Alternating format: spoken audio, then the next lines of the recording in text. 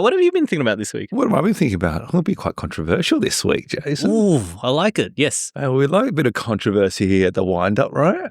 And the thing that I'm going to talk about today is about how influential are wine critics in the industry. Yep. And I came across this because I was having a chat with a mate probably about a month ago and said that, the most influential people in the wine industry are actually the wine critics. Mm.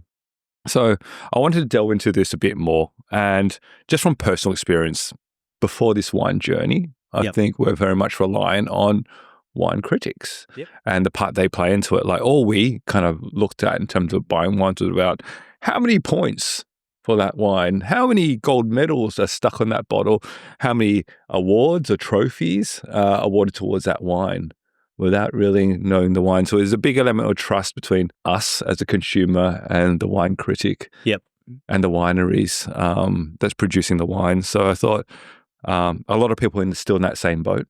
And it's so hard to kind of unpick the tapestry of different wineries, different varietals, different winemakers within that one.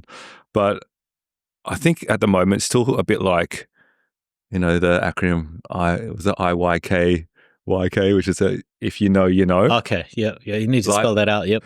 There's a lot of that. If you know, you know. Yes. And I think people still I know, either they want to keep it a secret purposely, or I think people also like that journey of discovery and trying to navigate through the different wine regions and finding those little gems themselves and discovering it themselves without being put onto a silver platter for you to consume. So I think there's a bit of both to that. But I do want to talk about, I guess, what is the influence of wine critics into the industry? Yeah. And there's 4 key influences. One is it shapes reputations, right? Yep. You look back in history, the Grange, the acclaims and the critics across Grange really built that reputation about how Grange is now one of the icons of Australia, which we touched on before.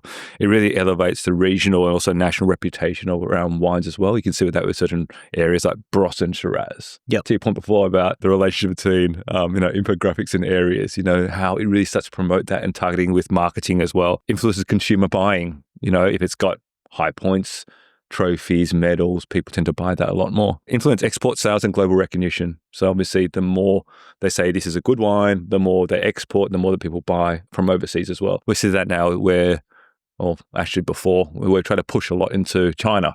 Yeah. And talk about, it's kind of good quality wine at good prices and there's lots of consumption there. And we're still trying to do that now. We're trying to now push around. It's not just big reds. We do have great Chardonnays that we're pushing out, great sparkling, pushing out. It's a big part to play around wine critics educating and marketing Australian wine. And the last one there is about impact on wine style and marketing strategy. So, there have been a few quite influential people in the past that say, this is a certain style I like. Yeah.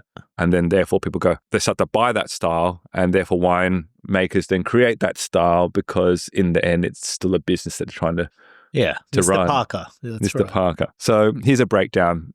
You kind of mentioned there about Mr. Parker and one of the market impacts around Robert Parker was in 2004, 2005, a study was done that there's a 50% increase in the price of wines for the wines read by Robert Parker. And it's often called the Parkerisation around wines. And we hear that all the time around these kind of big, bold, oaky type of wines. Maybe thankfully that's kind of now passed. And now there's this kind of other breed of wine critics that come through like the Jancis Robinsons. That come through that is a bit more balanced, a bit more of an elegant style. And you see that now coming through the types of wines that are created in the industry, more of a balanced view. The other ones around tastemakers, trusted advisors. I mentioned that before about wine critics, how they're always a guide to consumers and we do treat them as trusted advisors and resources to knowledge around wine. Next one is around global influence and style. I mentioned Jancis Robinson. And we mentioned how there's also wine critics there that influence demand and therefore the price and therefore the style to match.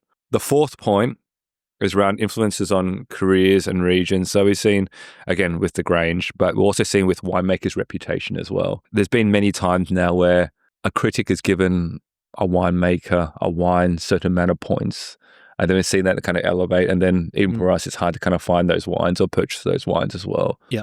So you see that direct influence. So, and the last one is around the trust as well. The point of the wine critics is really to build lists, select stocks, educate customers that we rely on. So in summary, there's probably 4 main points that I see that wine critics play. One is they make or break a winery's commercial success. They also influence the wine styles and production. Thirdly, they shape consumer buying decisions. And fourth, they drive global wine trends. Yeah. How does that kind of resonate with you? Oh, look, I think wine critics are important. I think wine is such a subjective item, and you kind of look for other people to have the experience and kind of put their spin and taste on things. I do think they have a level of influence, but at the end of the day, we're all adults and we can decide whether or not we actually like a wine or not.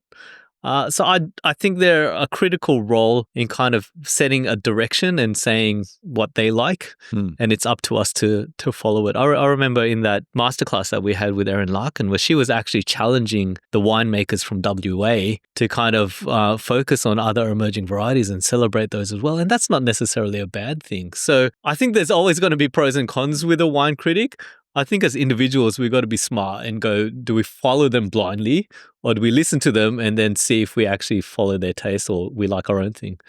Yeah, I think when we had the chat with Mark Malouf as well, like they kind of talked about, find a wine critic that has a similar palate to yourself, and then you can kind of follow that journey. Yeah. In essence, they're the kind of shepherd, the guide, the trusted advisor that you kind of follow along that path as well. Yeah. So I think that's what you do. You're trying to find the wine critic that's right for you. Yeah, yeah. I link it to corporate world where it's like I like to listen to the managers and leaders that I think make sense, and they're forging a path, and I'm learning from them. Yeah.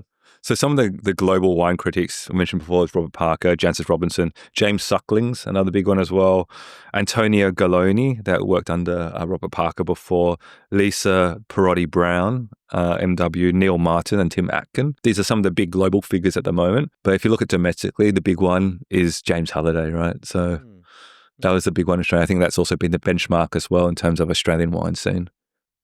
So yeah. So the questions for you guys is, what are your thoughts on wine critics and who is the wine critic that you follow?